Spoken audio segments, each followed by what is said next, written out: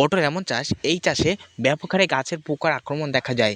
আমরা গাছগুলিতে ফল ছিদ্রকারী লেদা পোকা, থ্রিপস, চষি পোকা, তার পাশাপাশি হোয়াইট ফ্লাই বা সাদা মাছির আক্রমণ দেখতে পাই।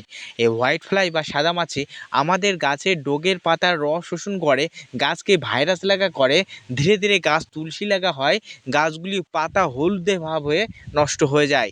তাই এই হোয়াইট ফ্লাই মারার জন্য আপনি যে সমস্ত বিষ ব্যবহার করছেন, যদি কাজ না হয়ে থাকে তাহলে ওই সমস্ত বিষ আজই ব্যবহার করা বর্জন করুন। হ্যাঁ বন্ধু, নতুন একটি ভালো ওষুধ বর্তমানে বাজারে বেরিয়েছে। এই ওষুধ যদি আপনি ব্যবহার করতে পারেন, আপনার গাছে আপনার গাছে কালো মাছি, জাপ পোকা, এমনকি বন্ধু আপনার গাছে হোয়াইট ফ্লাই সমস্তটা মরে যাবে 1 ঘন্টার মধ্যে। আপনি নিজে খেয়াল করে দেখতে পারবেন। হ্যাঁ বন্ধু, তাই চলো আজকের ভিডিও আমরা শুরু করি। তার আগে একটাই রিকোয়েস্ট করবো, চ্যানেলে যারা নতুন আছেন তারা সাবস্ক্রাইব করুন এবং ভিডিওটা বেশি বেশি পরিমাণে শেয়ার করে অন্য অন্য চাষি দেখার সুযোগ করে দিন। চলুন বন্ধু, আজকের ভিডিও আমরা শুরু করি। বর্তমানে সাদা মাছি কী কী ক্ষতি করে একটু জেনে আসি, তারপরে আমি একটু বাদেই আপনাদের ওষুধগুলির নাম আমি জানিয়ে দিচ্ছি, সবই সহ এবং টেকনিক্যাল সহ আমি কিন্তু জানিয়ে দিচ্ছি।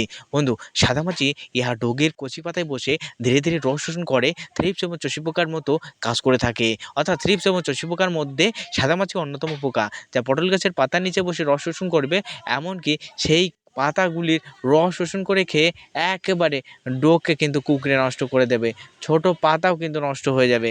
তাই আমি প্রত্যেক চাষিদের বারে বারে বলে থাকি, যখনই তোমার গাছে সাদামাছির আক্রমণ দেখা যাবে, তখন তুমি তোমার হাতের কাছে ঘরোয়া বিষগুলি, অর্থাৎ যে সমস্ত বিষ রয়েছে সেই সমস্ত বিষ বর্জন করে আজই বাজার থেকে ক্রয় করে নিয়ে আসো ওশিন। হ্যাঁ বন্ধু, ওশিন একটা সিস্টেমিক ইনসেকটিসাইড, যা গাছের ভেতরে প্রবেশ করে গাছের সুরক্ষা দেয়। এমনকি গাছে যখন পোকা এসে বসে গাছকে যখন খেতে শুরু করে, রস শোষণ করে, তখন ধীরে ধীরে সে মারা যায়, সেখানেই প্যারালাইসিস হয়ে মারা যায়। তাই ওশিন ব্যবহার করতে হবে।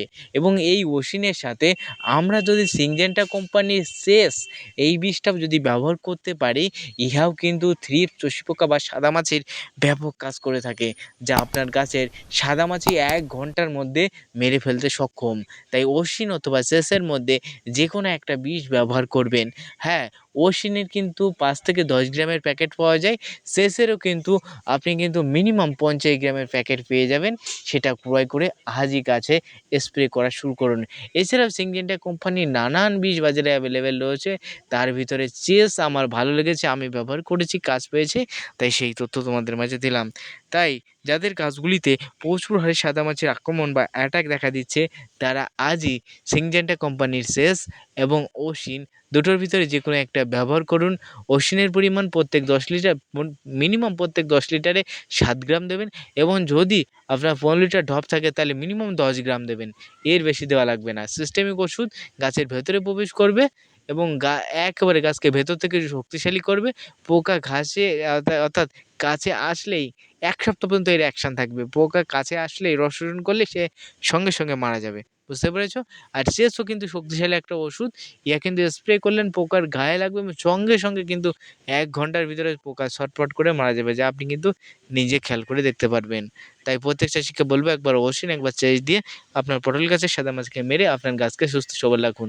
তাই পটল গাছের সাদামাছি মারার জন্য কোন ওষুধ ব্যবহার করা যোগ্য, সেটা নিয়ে আজকের ভিডিওতে আলোচনা করলাম। ভিডিও ভালো লাগলে লাইক, কমেন্ট, শেয়ার করে আমাদের সাথে থাকো। প্রত্যেকে ভালো থাকো, সুস্থ থাকো।